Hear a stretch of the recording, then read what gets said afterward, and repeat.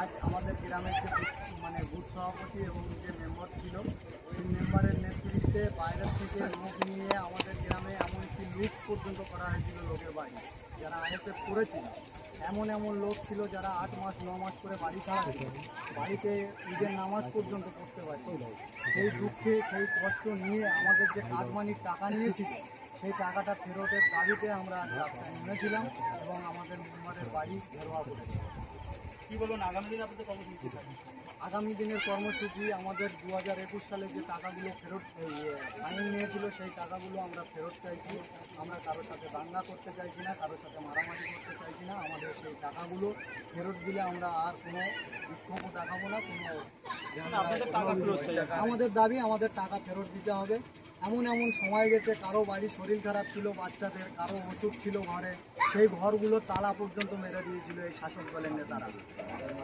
রোজার মাসে বাচ্চাগুলো শরীর খারাপ, ওষুধ পর্যন্ত খেতে পারিনি, কিন্তু এদের মনে একটু দয়া হয়নি যে এই বাচ্চাটার ওষুধ খাওয়াতে হবে, এই ঘরে তালা মারলে হবে না, সেই সব ঘরে পর্যন্ত তালা মেরেছে।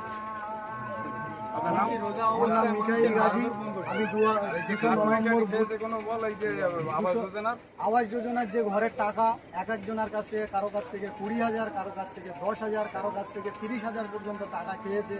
কারো নামের ভুল আছে, তাকে গিয়ে বলছে 30,000 টাকা দিতে হবে তাহলে তোমার ঘর হবে। কারো একটু প্রবলেম হচ্ছে, তার কাছে গিয়ে বলছে 15,000 দিতে হবে, কারো বলছে 20,000 দিতে হবে। এই নিয়ে আমাদের দাবি ছিল সেই টাকাগুলো কীভাবে আমাদের ফেরত দিই, সেই দাবি নিয়ে আমরা আজ রাস্তায় নেমেছিলাম। তখন মেম্বার ছিল আবু হোসেন মোল্লা এবং বুথ সভাপতি ছিল আমাদের আলাউদ্দিন ঘোরামি। সেই দাবি নিয়ে আমরা আজ রাস্তায় নেমেছি। এখন ওনাদেরকে আমরা যখন এই টাকার দাবি করছি তখন ওনারা বলছে যে না, আমরা কোনো টাকা ভাগ পাইনি, টাকা পেয়েছিল বাচ্চু হাজি পদ্মপুকুর, উনি হচ্ছে সেক্টর ছিল, এবং বুথ সভাপতি ছিল আর একটা, ওনার নাম হচ্ছে বাপি।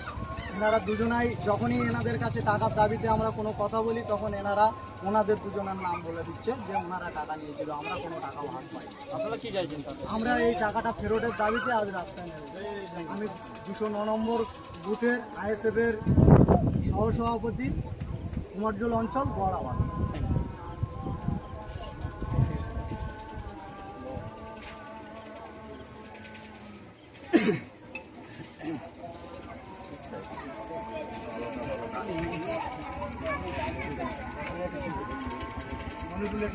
দাদা, আজকে আপনারা মেম্বারের বাড়ির সামনে গিয়ে প্রতিবাদ জানালেন কেন?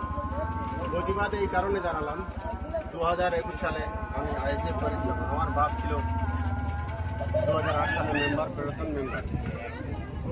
আমি আইএসএফ করেছিলাম বলে আমাকে বাড়ি ঘর লুট করা হয়েছিল এবং